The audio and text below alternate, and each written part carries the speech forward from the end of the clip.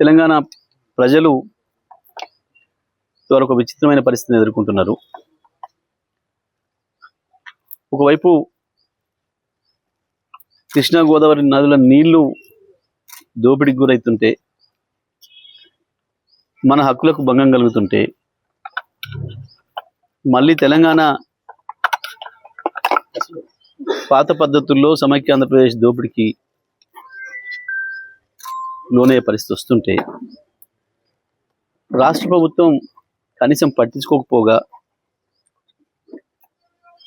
చెప్పిన వాళ్ళ మీద ఎదురుదాడి చేసే పరిస్థితి. ఏం జరిగింది? మొట్టమొదట కృష్ణా జలాల పైన, నాగార్జున సాగర్ పైన మన హక్కులు పోతున్నాయి, కేంద్రం గుంజుకుంటుంది, ప్రభుత్వం వెంటనే స్పందించాలి అని చెప్పి టీఆర్ఎస్ పార్టీగా చెప్తే ఎదురుదాడికి ప్రయత్నం చేసిండ్రు. అరే కొత్తగా వచ్చినాం కదా, వాళ్ళు చెప్పిండ్రు,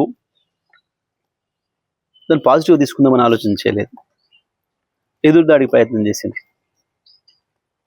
ఒకసారి కేసీఆర్ ప్రజల్లోకి వచ్చి నల్గొండలో 1,00,000 మందితో సభ పెట్టి దాని ఒక ప్రజా సమస్యగా తీసుకొచ్చినప్పుడు గప్పుడు కళ్ళు తెరిచి శాసనసభలో తీర్మానం పెట్టి ఏకగ్రీవంగా ఎట్టి పరిస్థితుల్లో కూడా నాగార్జున సాగర్ మాకు ఉంచాలి, మా హక్కులు మాకు ఉండాలని మాట్లాడేది. బనకచెర్ల పైన అదే పరిస్థితి. గోదావరి పోలవరం బనకచెర్ల ప్రాజెక్టు విషయంలో అంతే నిర్లక్ష్యంగా ఉన్నారు.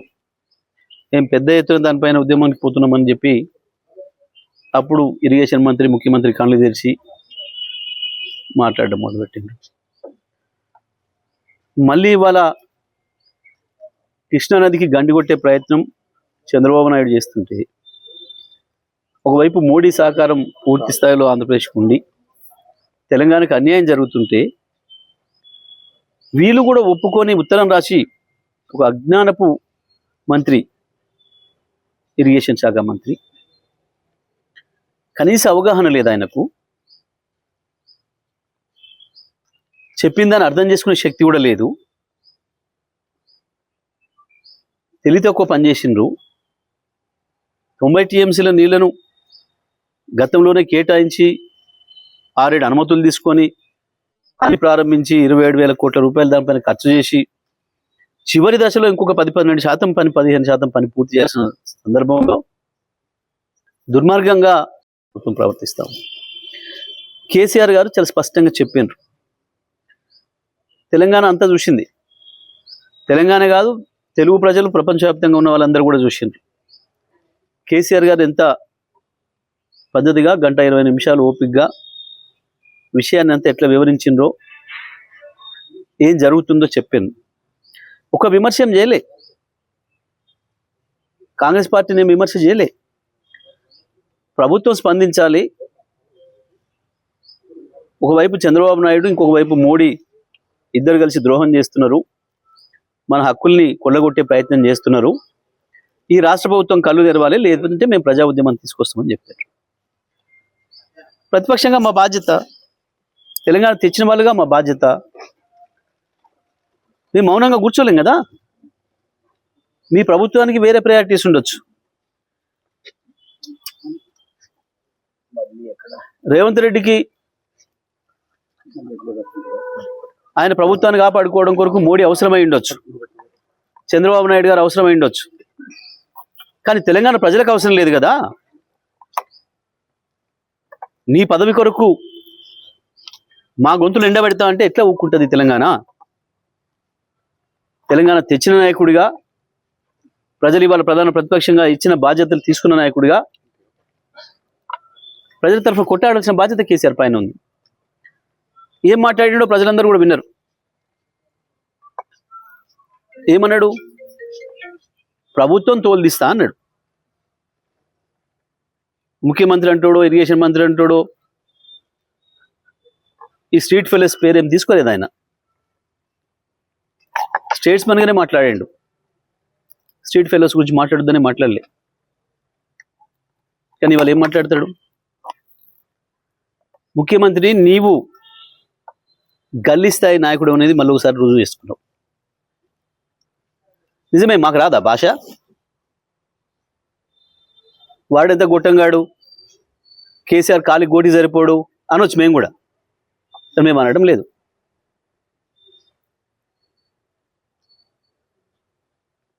నువ్వు రండవు, నువ్వు కొజ్జవని కూడా అనొచ్చు, మేము అనడం లేదు. మాకు విజ్ఞత ఉంది. నీకు కేవలం అది ఒక్క భాష వచ్చు కావచ్చు, మాకు అన్ని భాషలు వచ్చు, అన్ని పద్ధతుల్లో మాట్లాడవచ్చు. విజ్ఞతతో మాట్లాడవచ్చు. ఒకవేళ నువ్వు దాంట్లోనే పోటీ పెట్టుకుందాం అనుకుంటే అది కూడా మాట్లాడవచ్చు.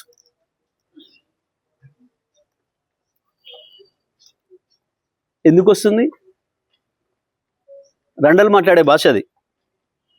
ఇతరులు చావు కోరుకోవడం అనేది రండగాలు చేసే పని, కొట్టాడేటోడు చేసే పని కాదు.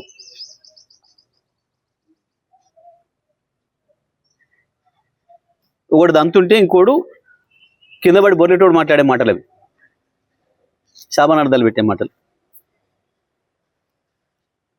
ఎప్పుడు నీ పెళ్ళనని ముట్టుకోలేదే కేసీఆర్? నీది కంపనూరని తెలుసు, నీది మురికాలో కంటే అధ్వానమైన నూరని సంగతి కూడా తెలుసు. నువ్వు కేసీఆర్ స్థాయి కాదు, ఆ విషయం మొదలు గుర్తుపెట్టుకోను.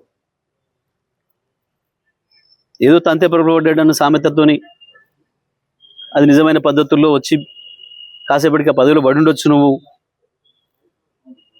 కానీ నీది ఆ స్థాయి కాదని మరోసారి నిరూపించుకున్నావు. ముఖ్యమంత్రి స్థానాన్ని దిగదార్చే పద్ధతుల్లో ఎక్కడ మాట్లాడింది? ఎవడన్నా ఎన్నికైన కొత్త సర్పంచ్లకు చెప్తే కదా,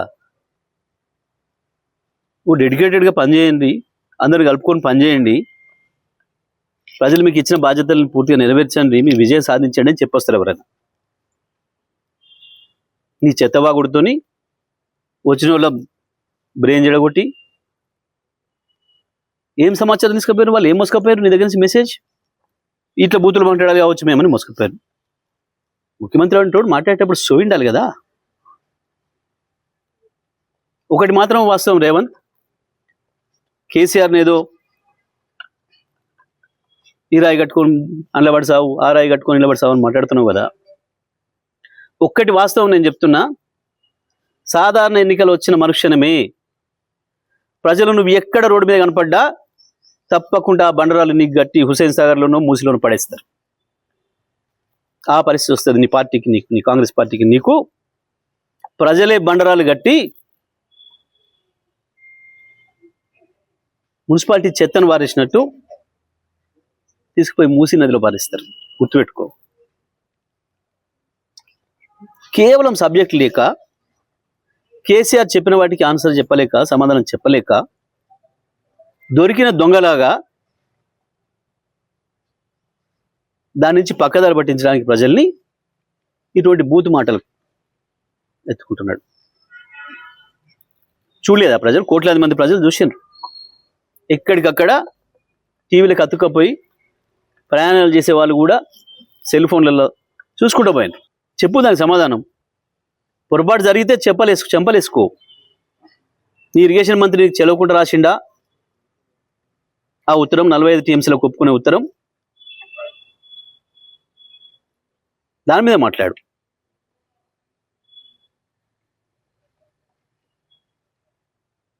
తప్పకుండా తోలు వలుస్తాం ప్రభుత్వాన్ని.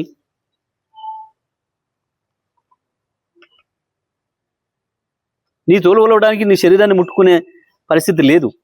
గంత గలీజ్ శరీరం అనేది. దాన్ని ముట్టుకుంటే కంపు. నీ నోరు ఆ సివరేజ్ లైన్ల కంటే కంపు. నీ మైండ్ కంపు. ఎందుకు వస్తాయి ఆ మాటలు? కేవలం సమాధానం లెక్క. కేసీఆర్ వేసిన ప్రశ్నకు సమాధానం లెక్క. ఎందుకు వణుకుతున్నావు? కేసీఆర్ ప్రజలకు పోతానంటుంటే మహబూబ్నగర్లో సభ పెడతాడంట, నల్గొండ సభ పెడతాడంట, రంగారెడ్డి సభ పెడతాం, తప్పకుండా పెడతాం. ప్రతి చోట పెడతాం సభలు.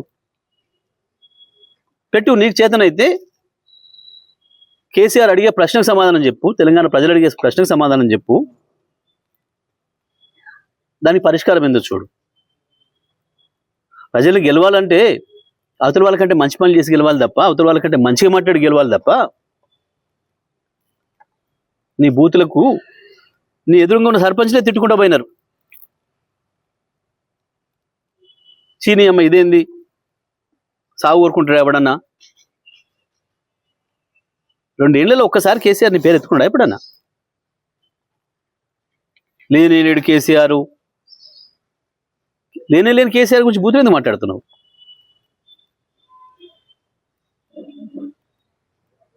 నువ్వు, నీ పోలీసులు, నీ గుండాలు, నీ అధికారులు అందరు కలిసి ఎన్నికలకు వస్తే కూడా టీఆర్ఎస్ సైనికులు అద్భుతంగా వీరోచితంగా పోరాడి ఫలితాలు సాధించింది. దానికి భయపడుతున్నావు. దీనికే ఇట్లా ఉంటే మా బట్టలు ఇప్పుతాడు, మా భాగవతం బయట పెడతాడు, రేపు మహబూబ్నగర్కి వచ్చి, రేపు నల్గొండకు వచ్చి, రంగారెడ్డికి వచ్చి మా దొంగతనాన్ని దొరకబడతాడు, ప్రజలకు అప్పచెప్తాడు అన్న భయంతో, ఫ్రస్ట్రేషన్తో ఈ బూతులు మాట్లాడుతున్నారు. ఎవరు ఒప్పుకోరు తెలంగాణ ప్రజలు. ఎన్నడూ లేదు తెలంగాణ చరిత్రలో ఇంత నీచమైన భాష మాట్లాడిన రాజకీయ నాయకుడు ఇప్పటివరకు కూడా లేడు తెలంగాణ చరిత్రలో ఎప్పుడు కూడా. నీకు వాళ్ళతో సమాసం ఎక్కువ ఉండి ఆ కల్చర్ తీసుకొస్తున్నావు ఇక్కడికి. ఆనాడు పొద్దున్నాక ఇప్పుడు తెల్లందాక చీకటి ఒప్పందాలు, చీకటి సవాసాలతోని ఆ గలీజ్ భాషను ఇక్కడ తీసుకొస్తున్నావు. నువ్వు ఎంత దిగజారినా మేము మాత్రం ఆ స్థాయికి రాము. మేము కేసీఆర్ చెప్పిన పద్ధతిలోనే ఉంటాం. రాక కాదు, మాట్లాడలేక కాదు.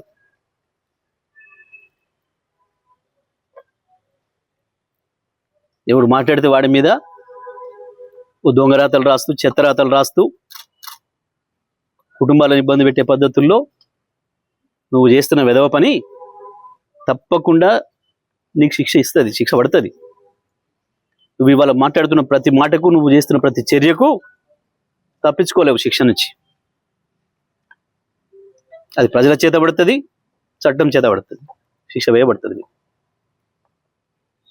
రేవంత్ స్పష్టంగా చెప్తాను, సూటిగా చెప్తున్నాం, నువ్వు కేసీఆర్ని ఏదైతే బండలు కట్టుకొని దీన్ని దురుకు దంట దురికి చావుని మాట్లాడుతున్నావో, తెలంగాణ ప్రజలు మళ్ళీ మళ్ళీ మళ్ళీ మళ్ళీ నువ్వు లేచి వచ్చే అవకాశమే లేకుండా బండరాలు కట్టి నిన్ను మూసిలో పడేస్తారు. నీ రాజకీయ ప్రస్థానానికి ముగింపు పలుకుతారు. నిన్ను ఫిజికల్గా చంపుతారని మేము అనడంలే, రాజకీయంగా నిన్ను బండలు కట్టి మూసిలో పడేస్తారు వచ్చే ఎన్నికల్లో. ఇటువంటి పిచ్చి మాటలు మానేయి, హౌలా మాటలు మానేయి, భాష మార్చుకో, ముఖ్యమంత్రి స్థాయిలో మాట్లాడడం నేర్చుకో.